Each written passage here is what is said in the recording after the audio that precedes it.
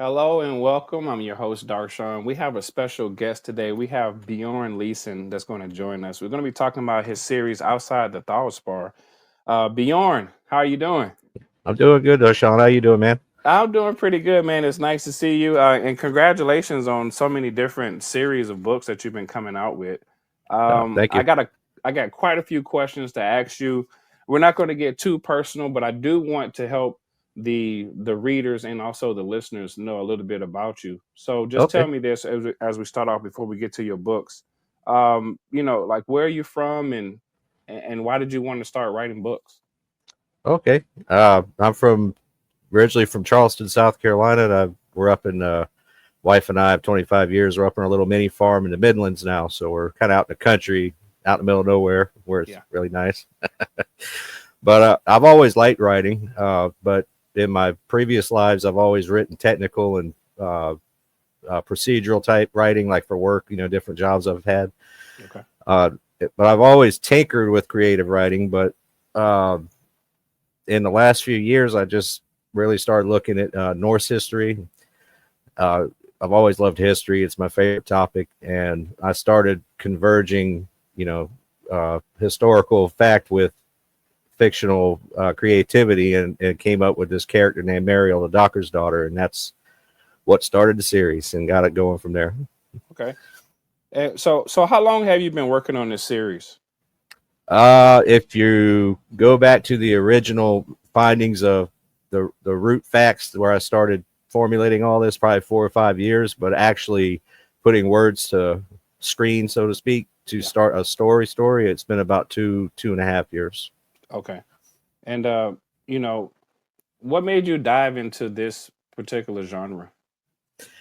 Well, that's the interesting part. It's classified as historical fiction fantasy Yeah. because I love the supernatural and history are my two favorite topics, two of many favorite topics, but those are my favorites.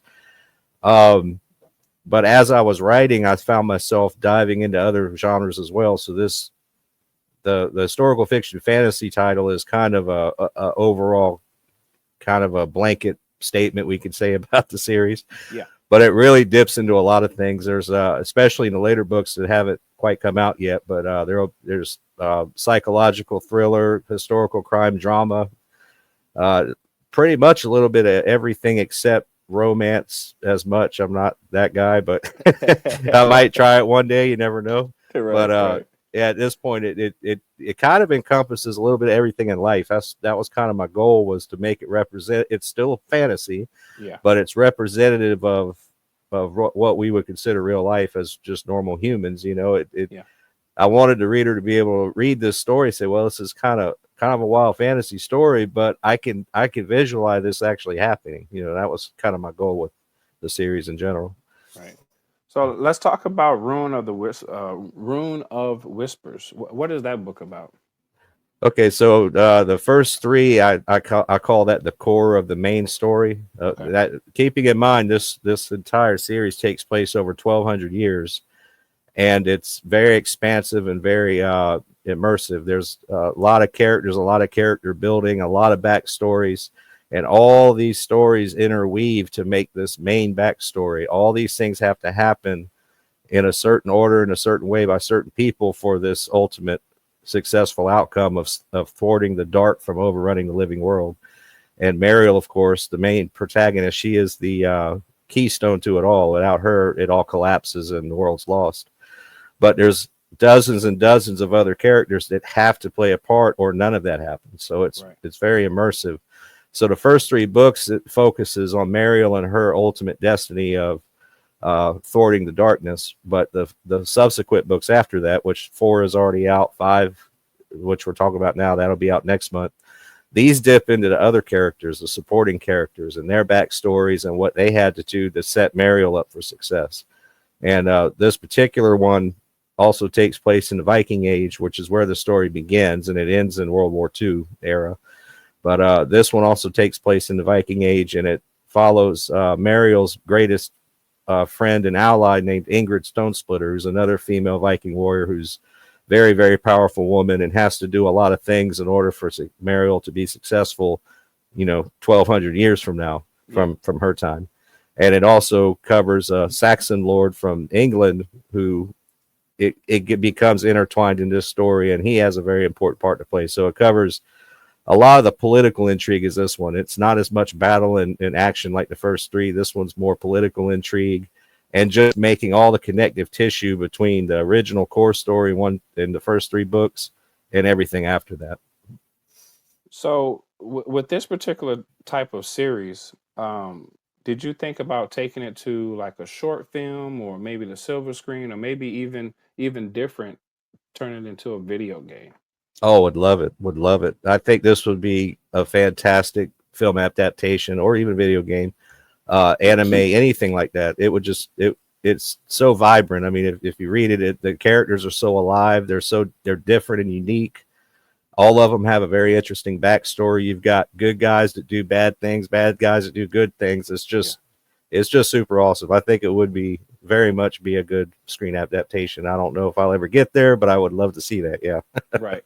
So let me ask you this: when you're developing these particular characters, because you sound like you have a whole bunch, what's hmm that process for you? Because you have to give them personality, and you have to make them act out certain things. So what was that process for you? Oh, it was fun. It was just it almost was just taking.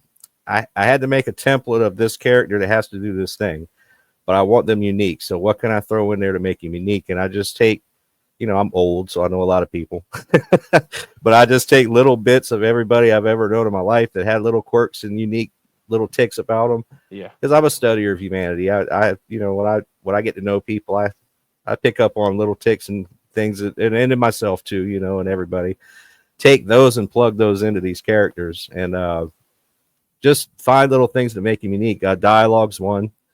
There's several characters that have very unique speech patterns because that's how I made them unique. That way, if you're reading the story, I believe I succeeded in making them so unique that if without saying their name, John says, Bill says, Right. you would know who it is just by listening to the words they use, their speech patterns, and the way they say it. He says everything sarcastically, for example. It Right. was great fun, and and I did well at not replicating anybody, with the exception of there is exceptions. There's two characters, it's a mother and daughter, and the daughter is a carbon copy of her mother, but that was by design. That's not because I ran out of uniqueness, but it was Right. great fun. Yeah.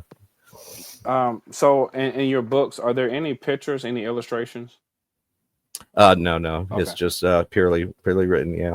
Okay. Yeah, because when I got a chance to breeze through it and just kind of look through your website, I was like, man, this might be looks like a good video game that people would be interested in as a story. But I'm Oh, it always could into be. turning books into movies. I'm just fascinated with that aspect Oh, I would of love to writing. do it. In fact, when I first hired my editor and had her go through the first book, that was a great little pump up for me was what she says. I almost see this happening when I'm reading this. I see it happening like a movie. Yeah. I said perfect because that's what I was shooting for. Yeah.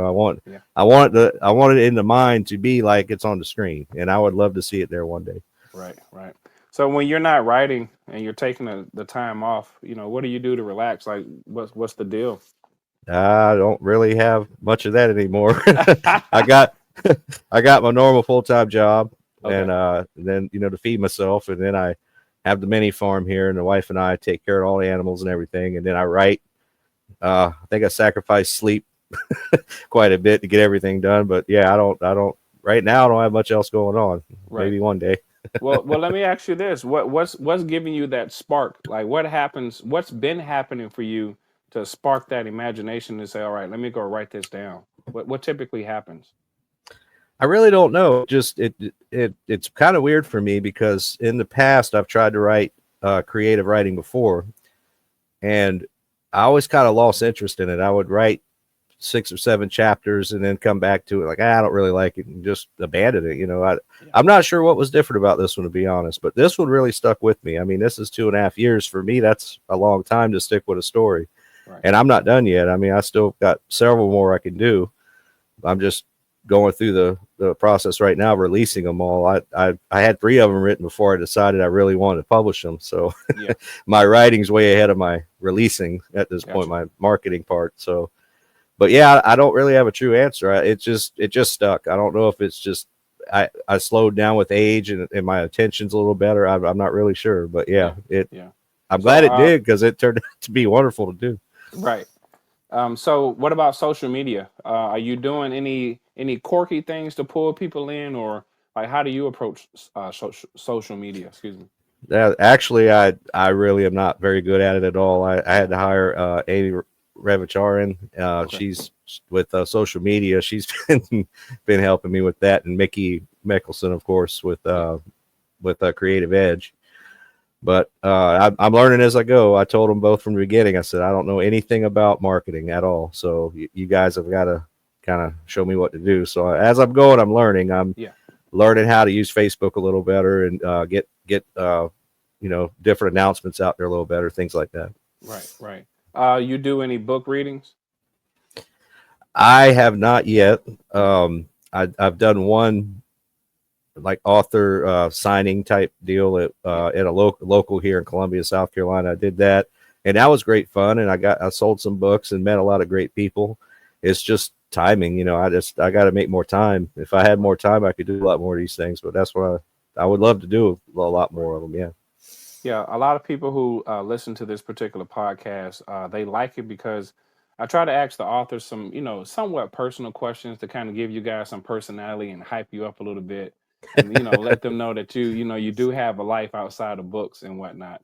And one that, thing I've been noticing is they like to hear from us and also possibly reading a few excerpts of the book, and things like that. right. So that's why I asked about that. Well, so Yeah. go ahead. Oh no, we're good. Okay. Yeah, so this is exciting, man. I wish you the best. I like the book covers.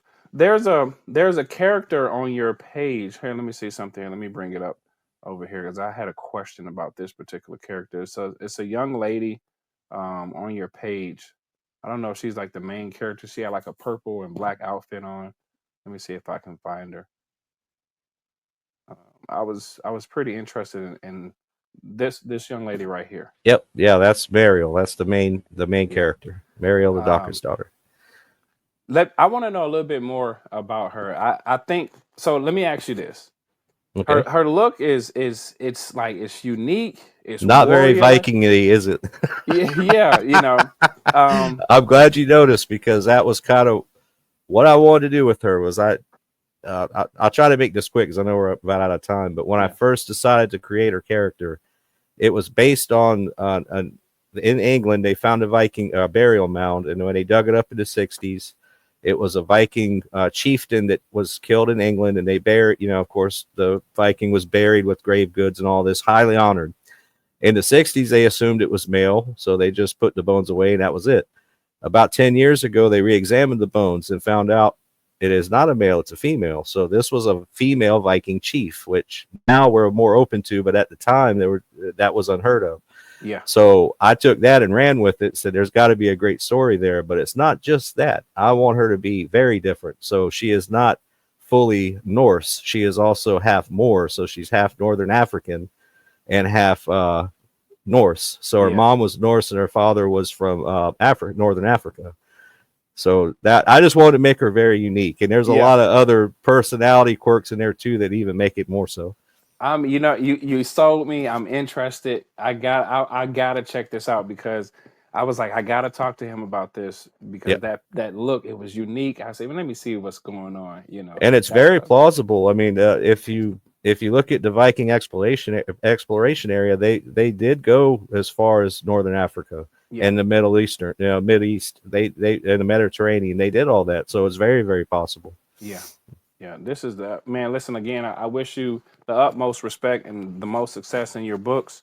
Ladies and gentlemen, we're talking to Bjorn Leesson. Thank you so much for coming on to the Oh, podcast, man. I I enjoyed appreciate you. it. Thank you very much for having me. Maybe we can do it again sometime. All right. Sit tight. I'll be right back.